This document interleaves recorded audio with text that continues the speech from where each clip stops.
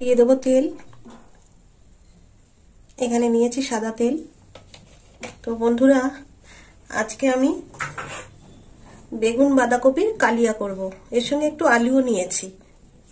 তো দেখুন কিভাবে রান্নাটা করি। তেলটা গরম হোক।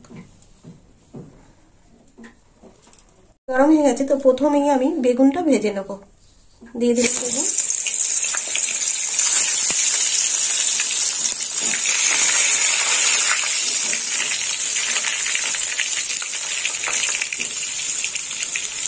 একটু লাল লাল করে ভেজে নেব।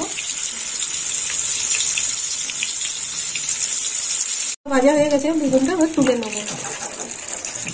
এই দেখুন বন্ধুরা, লাল লাল করে ভেজে নিয়েছি। এটা একটু অল্প ভাজা হয়েছে।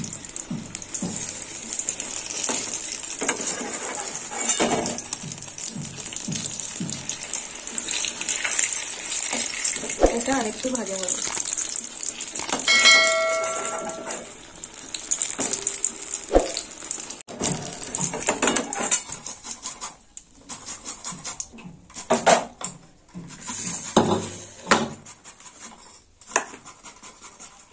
এবার ভেজে নেবো বাঁধাকপিগুলো।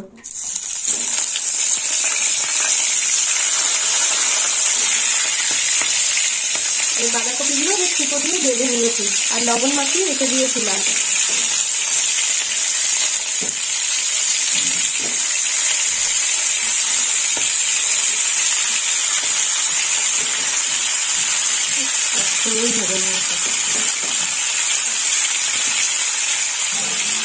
এবার চাপা দিয়ে দেবো।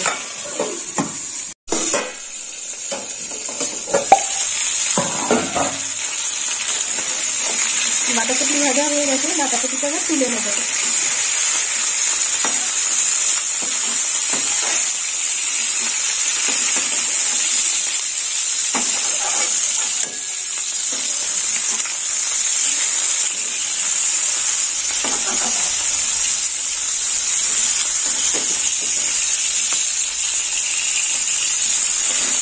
এইভাবে বাঁধাকপিগুলো ভেজে নিতে হবে।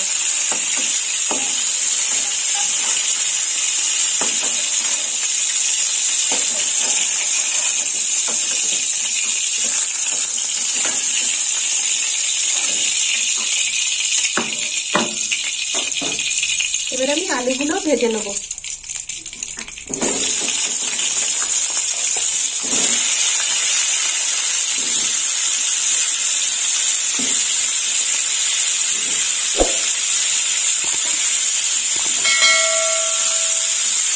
একটু তেল দিয়ে দেবো। আলুটা ভাজা হয়ে গেছে, আলুটা তুলে নেবো।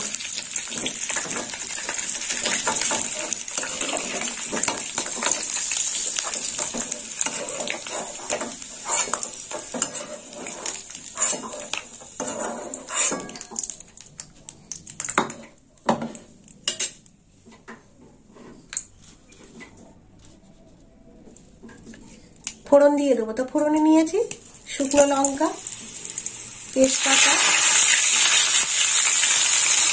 আর এখানে লম্বা ফালি করে কেটে নিয়েছি পেঁয়াজ। পেঁয়াজ দিয়ে দেবো।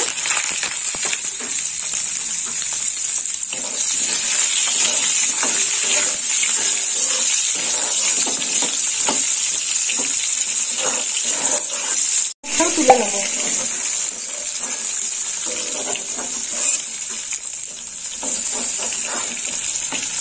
পেঁয়াজটা একটু তেলের মধ্যে হালকা করে ভেজে নিলাম।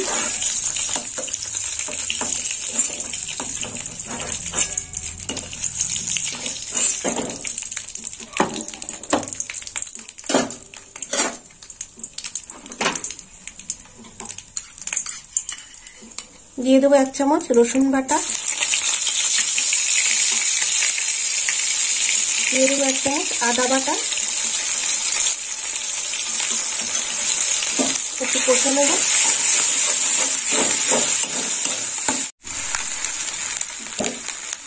মশলাটা ভাজা হয়ে গেছে, এবার দিয়ে দেবো কাঁচা লঙ্কা বাটা 1 চামচ।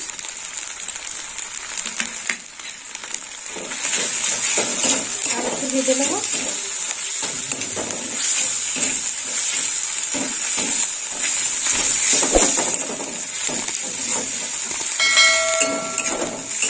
দেবো ধনের গুঁড়ো, দিয়ে দেবো লাল লঙ্কার গুঁড়ো, দিয়ে দেবো হলুদ গুঁড়ো, আর একটু মশলাটা কষে নেব।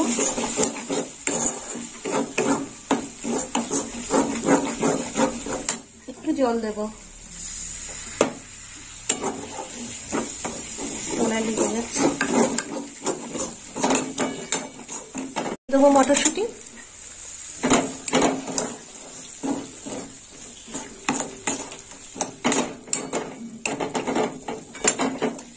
সমস্ত মশলা কষা হয়ে গেছে। এবার আমি টক দই দিয়ে দেবো। এখানে নিয়েছি আমি 100 গ্রাম টক দই, দিয়ে দিলাম টক দই, লবণ চিনি দিয়ে দই দেওয়ার পর একটু কষিয়ে নিতে হবে এইভাবে। এবার দিয়ে দেবো লবণ, দিয়ে দিলাম 1 চামচ লবণ।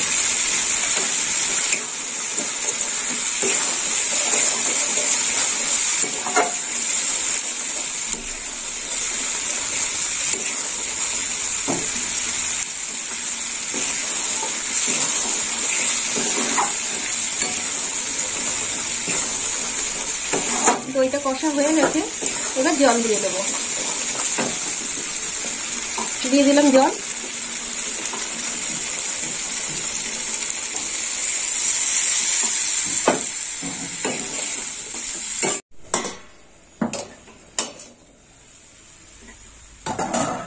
ঝোল ফুটে গেছে, এবার আমি সমস্ত সবজিগুলো দিয়ে দেবো।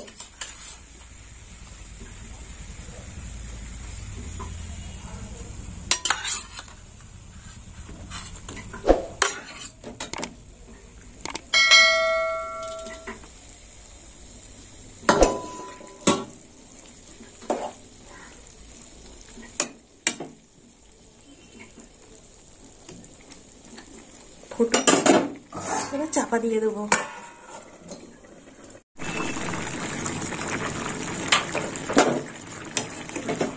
হয়ে এসেছে তরকারি, আর একটু ফুটবে।